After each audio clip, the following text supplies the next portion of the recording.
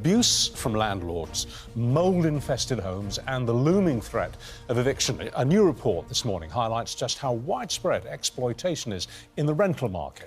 Well, joining us now is Gareth Jones, who says he faced intimidation from his landlord before being forced out of his London home, as well as Manjinder Atwal, Director of Housing and Property Litigation at Duncan Lewis, the law firm behind today's report. So we've got the key people that we need to speak to about this. So, Gareth, what happened when you first were moved in to your place and how did it develop into a grim situation? Initially, when I arrived at the house, it actually looked quite nice, especially compared to what we were dealing with in the area. Later on, it sort of I began to notice little things like they weren't done properly, the finishings weren't finished, like silly things like that. And I was like, oh, OK. Very rapidly, it all just kind of descended and things were falling apart, falling off, door handles coming off and stuff like that. And I'd realised that it was all very temporary, all makeshift. It was designed to get you in there. Right. And then once you're in there, things started to just fall apart. And then it was impossible to get anyone to help us. To sort it out. Yeah. What was the attitude of the landlord when you complained? It was almost as if it was our fault. Well, and we were even asked to fix things ourselves, you know, like expected to in some cases. Silly things, like the pilot light would keep going out on the boiler and we'd ask them to get someone to bring them round and I'd have to ask that the person would be certificated, like actually certified, because he'd have a random guy turn up and start fiddling with the boiler. With gas, which you don't want to mess with, do you? No, really don't want to mess with. And when you complained, how did the intimidation sort of manifest and how did you end up getting... So it was at first, I'm 6'2" from East London, so it's not easy to intimidate me. But it did start to get pretty serious. I think the culmination was I came down one morning, I think it was a weekday morning, I work nights, and there was a man sitting in the front room, in the living room. And obviously, I have flatmates, so I was like, oh, who are you here with? And he's like, I'm here with the landlord. It's like, well, how did you get in? It's like, the landlord let me in. I was like, well, that's not allowed. Why are you here? He said, I'm a builder. I said, you've got a motorbike helmet and a high-vis. You don't even have any tools, my man. At that point, I did feel intimidated, not in a way that I was necessarily scared, but I didn't know what to do, you know, and I wasn't sure of my rights in a situation. I didn't know who to call, which is the weirdest thing to feel. So you've got accommodation that's falling apart and things collapsing when you just touch them. You've got a landlord who is basically making it up when he says he's going to fix things, because he doesn't.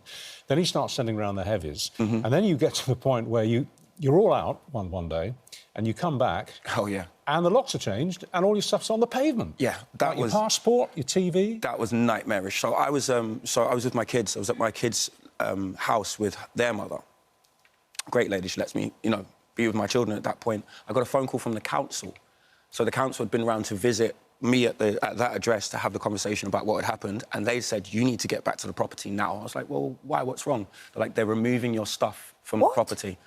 I couldn't believe it. I was just like, what do you mean? Like, what do you mean? I was in panic, and she said, is there anyone closer that can... Because I was in Dagenham at the time. I got my flatmate Jason to get over there and he managed to stop the removal people from taking the stuff out of the house and putting it in a removal van. They didn't have a destination. They weren't told where to take anything. They were just removing it. Passports, sensitive documents, kids' toys... All your stuff? Everything. TVs, you name it. So we managed to stop them doing that, then had to guard our stuff, obviously, on the streets.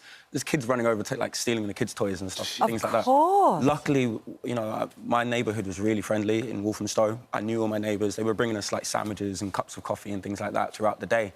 Great. But that was being on the phone, speaking to the council, it was horrible, honestly horrible. Of course it was. And you're an experienced renter. I mean, you've rented and lived on your own... Since I was, 16. Since you were 16. So, and you never thought you'd get trapped in this situation. You hear about...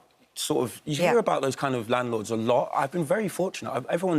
No one's their best mates with their landlord, but I've never experienced that. Manjinder, you've heard some of the stories, and there are worse ones that we can't repeat here. Any of what you heard is actually illegal? Oh, yes. I mean, the Rogue Landlord report clearly does provide us with stark findings and information about what the rental market is now currently at. 1 in 5 tenants faced threats of eviction in the last 12 months. 3 in 10 suffer from disrepair, mould and damp.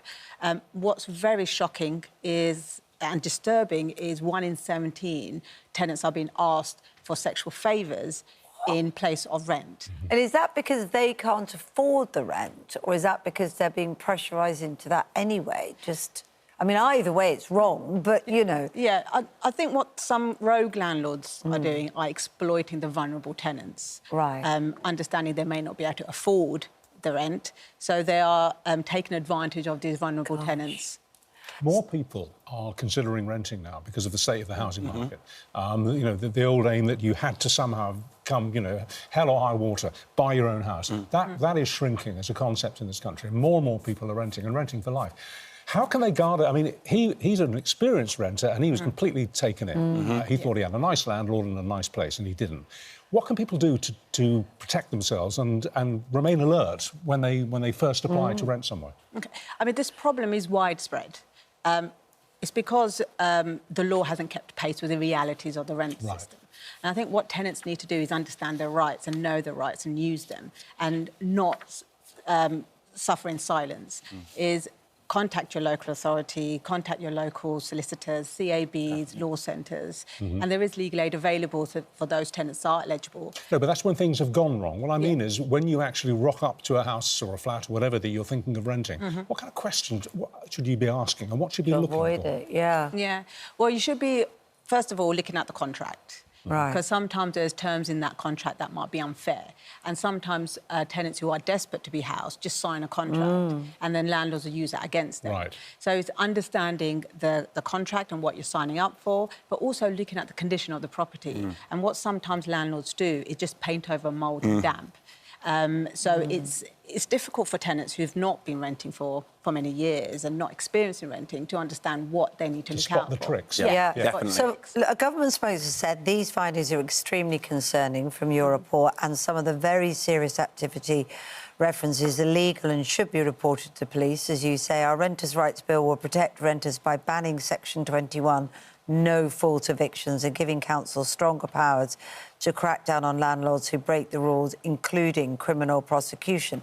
Does that Renters' Bill bring either of you hope? Let's start with you, first of all. The bill has the potential to be transformational. Abolishing the Section 21, the no-fault eviction, is a great step forward. And having a national landlord register where landlords, tenants... have access to it, and councils. The problem I see is a lot of power is being provided to the councils, but they are under-resourced, underfunded. Exactly. So it's going to be difficult to enforce that if the courts, the councils are not funded or properly resourced. Gareth, what would you advise people? I definitely agree that the bill is important, but again, it's something you really do need to understand who you're renting from and really get a background check. The gentleman that I was dealing with, he had procedures in place to circumvent certain laws and certain bills, and he'd done this before. So, you know, some of these renters, some of these people they know what they're doing. So you need to know who you're speaking to and who you're working with. One caveat to all this, it's important to say that the majority of your reports found of landlords are fine. They're decent, they're law-abiding, they're actually quite kind to their tenants. So sorting out the bad ones would be better for everybody, wouldn't it? Your former landlord has given us a statement that's... we're not naming him for obvious reasons. He says he does not agree with all the allegations that you've put forward, and they would like to move on, which sounds like you would do too. Are you in a good place now? Much better place now. Great. Much better place now. That's good to hear. Well, that's good to hear. Thank you very much. Good to meet another East London boy. Very good to meet you too as well. Absolutely amazing.